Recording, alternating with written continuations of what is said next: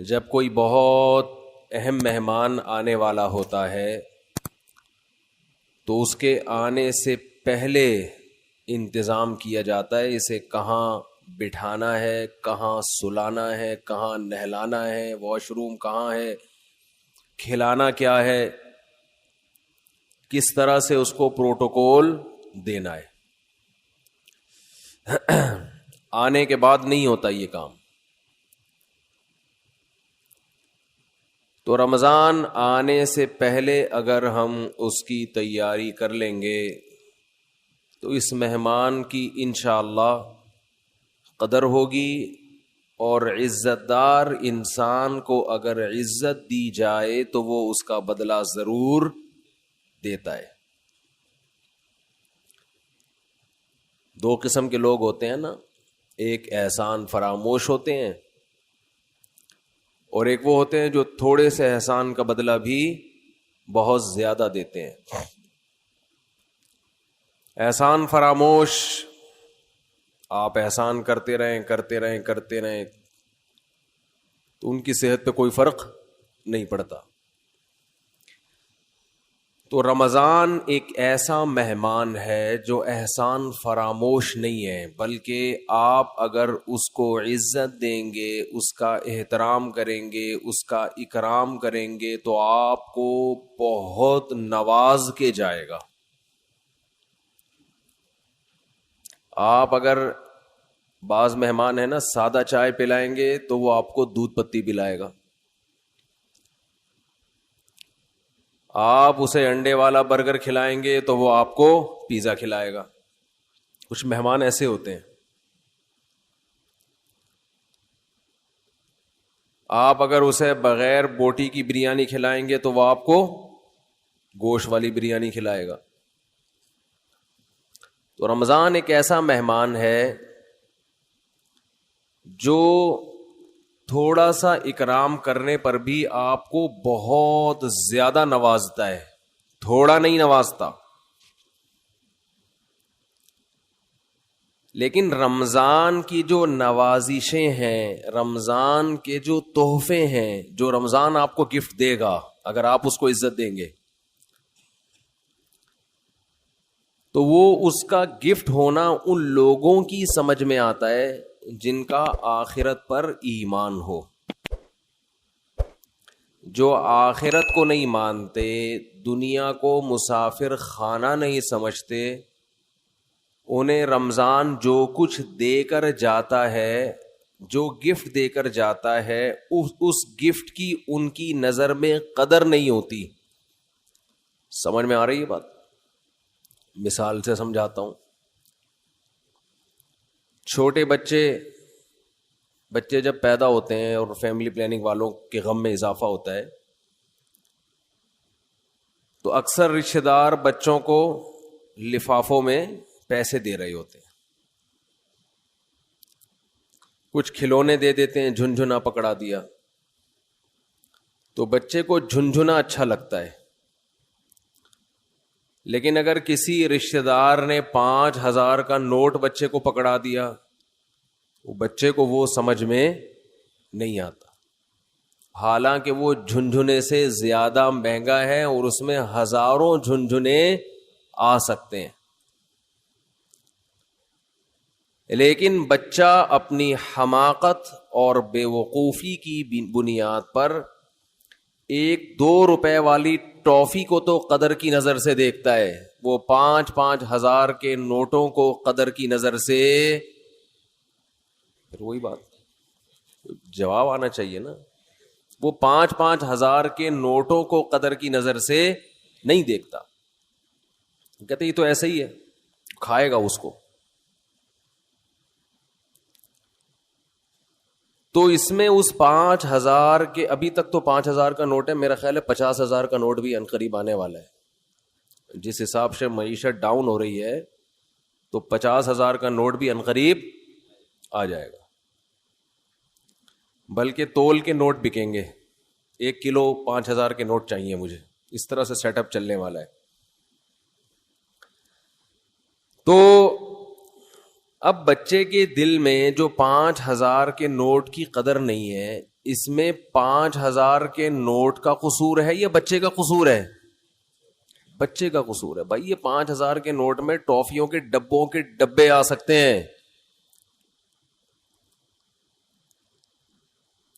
تو رمضان آپ کو کیا گفٹ دے کر جاتا ہے، اس گفٹ کی قدر ان لوگوں کی نظر میں ہے جو اس دنیا کو حقیقی زندگی نہیں سمجھتے.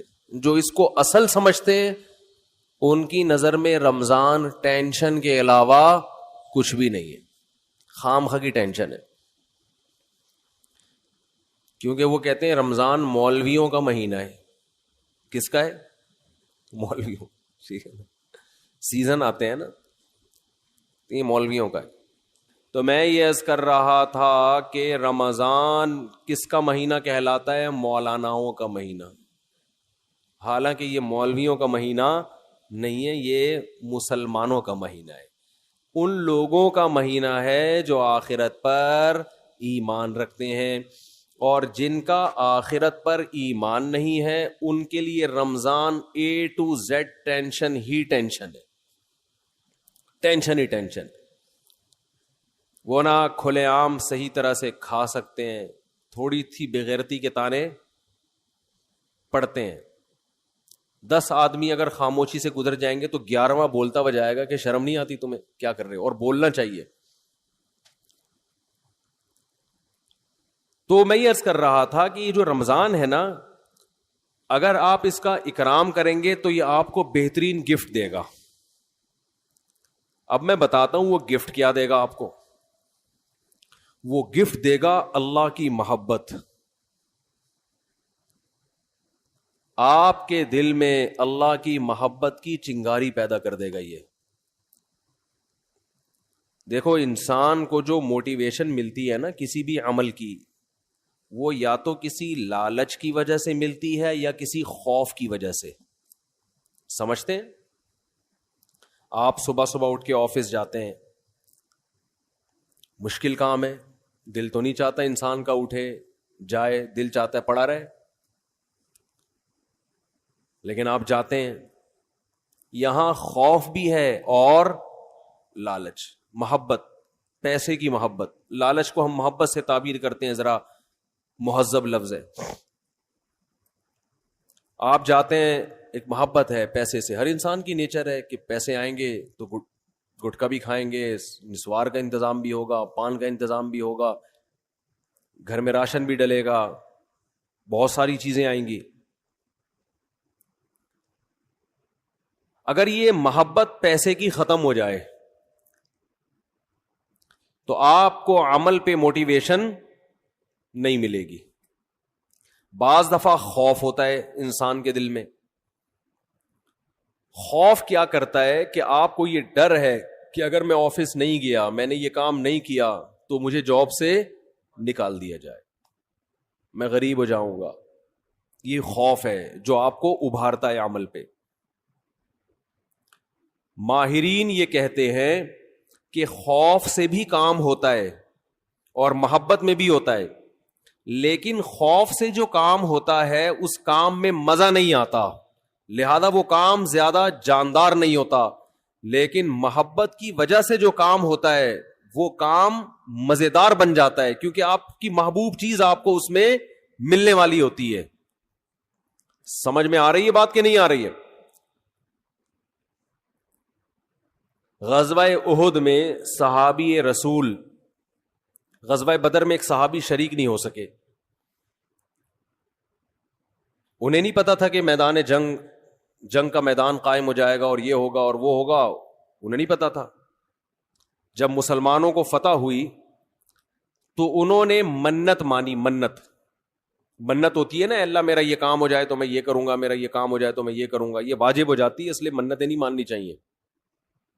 لوگ کہتے ہیں نا اللہ میرا فلاں کام ہو گیا تو میں اتنے روزے رکھوں گا، اتنا صدقہ کروں گا، وہ فرض ہو جائے گا آپ کے اوپر، اس لیے ویسے ہی دعا مانگ لیا کریں اللہ سے. بعض لوگ اتنی اونچی اونچی منتیں مان لیتے ہیں پھر ان سے پوری ہوتی نہیں ہے. تو اسلام میں الفاظ کی بہت ویلیو ہے، اور منت زبان سے ہوتی ہے، صرف دل میں ارادے سے نہیں ہوتی. اس کو عربی میں نظر کہتے ہیں، نظر، اردو میں منت.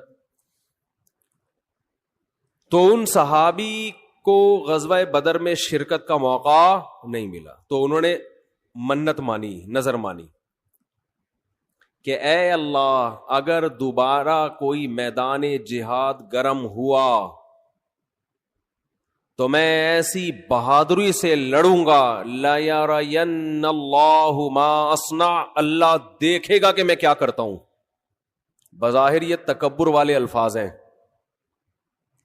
بظاہر یہ الفاظ کیا ہیں؟ تکبر والے، کہ اللہ دیکھے گا کہ میں کیا کر کے دکھاتا ہوں۔ لیکن بعض جملے الفاظ کے اعتبار سے تکبر والے ہوتے ہیں، مگر حقیقت میں وہ ایک ناز کی کیفیت ہوتی ہے، ناز، کہ اللہ میں وہ کچھ کروں گا کہ تو بھی دیکھے گا، خوش ہو جائے گا، تو ایسا کر کے دکھاؤں گا بہادری۔ جب غزوہ احد میں مسلمانوں کے قدم اکھڑے ہیں، ان صحابی کو اللہ سے کیا ہوا وعدہ یاد آیا کہ میں نے اللہ سے معاہدہ کیا تھا کہ اللہ میں ایسے بہادری کے جوہر دکھاؤں گا کہ تو دیکھے گا کہ میں کیا کر رہا ہوں۔ تو یہ کیا کر رہے تھے؟ کھجور کھا رہے تھے نا، تو کھجور کا تھیلا انہوں نے پھینکا اور انہوں نے کہا کہ جنت اتنی قریب ہے میرے، اور کھجور کھانے کا وقت بہت طویل ہے، اتنا ٹائم لگے گا اس میں، اف یہ تو بہت دیر ہو جائے گی۔ اور گئے میدان جنگ میں، بہادری سے لڑے، اتنی بہادری سے لڑے اور شہید ہوئے کہ انگلیوں کے پوروں سے، فنگر پرنٹ سے ان کی بہن نے ان کو پہچانے کہ میرے بھائی کی لاش ہے یہ۔ قرآن مجید کی آیتیں نازل ہوئیں، من المؤمنین رجال صدقوا ما عاہدوا اللہ علیہ فمنہم من قضى نحبہ ومنہم ینتظر۔ مومنین میں بعض ایسے بھی ہوتے ہیں کہ اللہ سے جب کوئی معاہدہ کر لیتے ہیں تو اس معاہدے کو پورا کر کے چھوڑتے ہیں، وہ انہی کے بارے میں نازل ہوئی۔ تو جب ان کو یقین تھا کہ جنت میرے سامنے ہے تو انہیں وہ کھجور تناول کرنا بھی مشکل لگا۔ یہ خوف کی وجہ سے نہیں لڑ رہے کہ اگر میں نہیں لڑا تو جہنم میں جاؤں گا، بلکہ کس کی لالچ میں لڑ رہے ہیں؟ جنت کی اور اللہ کی محبت میں لڑ رہے ہیں۔ تو انسان جب خوف کی بیس پہ کام کرتا ہے اس میں جان نہیں ہوتی، اور جب کسی محبت اور لالچ میں کام ہوتا ہے تو اس کام میں اس کی کوالٹی بہت شاندار ہوتی ہے۔ تو اللہ نے ہمیں رمضان کا جو مہینہ دیا، وہ مہینہ اگر آپ اس مہینے کا اکرام کریں گے تو وہ مہینہ آپ کے اندر اللہ کی محبت پیدا کر دے گا، اور جب انسان کے دل میں محبت پیدا ہوتی ہے تو محبوب کے حکم کو فالو کرنا مشکل نہیں اور آسان بھی نہیں، بلکہ مزیدار بن جاتا ہے۔ 3 درجات ہوتے ہیں نا، حکم کی اتباع کرنا مشکل، اور اس سے اوپر کیا ہے؟ مشکل ختم ہو گئی، نہ مزیدار ہے نہ مشکل ہے۔ لیکن اس سے اوپر کا درجہ کیا ہے کہ حکم پر عمل کرنا کیا بن گیا؟ مزیدار بن جائے گا۔ یہ کیفیت انسان کی ہو جاتی ہے۔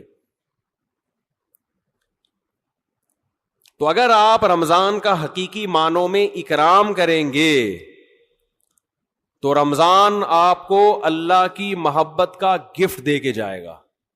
تو کیسے؟ زبان آج بہت خشک ہو رہی ہے، پانی نہیں ہے یا موسم میں شاید خشکی ہے، کچھ ایسا سیٹ اپ ہے، موسم میں خشکی ہے میرا خیال ہے۔ تو رمضان جو ہے آپ کو اللہ کی محبت کا، جزاک اللہ خیر، اتنا یک ٹھنڈا پانی بس کافی ہے، یہ گرم نہیں ہے، سادہ، پہلے ہی گلا ہمارا بیٹھا رہتا ہے، اوپر سے اور بٹھا دیں گے۔ تو اللہ کی محبت کا گفٹ دے کے کیسے؟ انسان کی یہ نیچر ہے، یہ فطرت ہے کہ وہ جس کے لیے قربانی دیتا ہے نا، جس کے لیے، تبلیغ والے کہتے ہیں نا، جس چیز پہ جان، مال اور وقت خرچ ہوتا ہے انسان کے دل میں اس کی ویلیو پیدا ہو جاتی ہے۔ ایک غریب آدمی جو رکشا چلاتا ہو, سارا دن پسینہ بہاتا ہو, اس کو جو دہاڑی یا جو اجرت ملتی ہے اس اجرت کو وہ بڑی احتیاط سے خرچ کرتا ہے. اور ایک آدمی وہ ہے جس کے ابا کا انتقال ہوا اور 6 رکشے اس کو وراثت میں مل گئے. ایسا بھی ہوتا ہے نا, وہ ان رکشوں کی ایسی کی تیسی, باپ کا مال سمجھ کے لوگ کہتے ہیں نا اڑا رہا ہے, خود تو محنت کی نہیں ہے, ابا سے وراثت میں ملا ہے, اڑا دیتا ہے انسان. تو ہمیں جو ایمان کی نعمت ملی ہے یہ وراثت میں ملی ہے, اس میں ہمارا خون پسینہ بولو نا کیا ہو گیا, نہیں بہا. ابا چونکہ مسلمان تھے, اماں مسلمان تھیں, اس وجہ سے ہم بھی کیا ہو گئے, تو ایک پسینہ نہیں بہا ہمارا, خون کا ایک قطرہ نہیں بہا, تو فری پھوکڑ میں ہمیں کیا مل گیا. حضرت بلال کو اسلام فری میں نہیں ملا, وہ جب مسلمان ہوئے گرم ریتوں پہ لٹایا گیا, ان کو سینے پہ بھاری بھرکم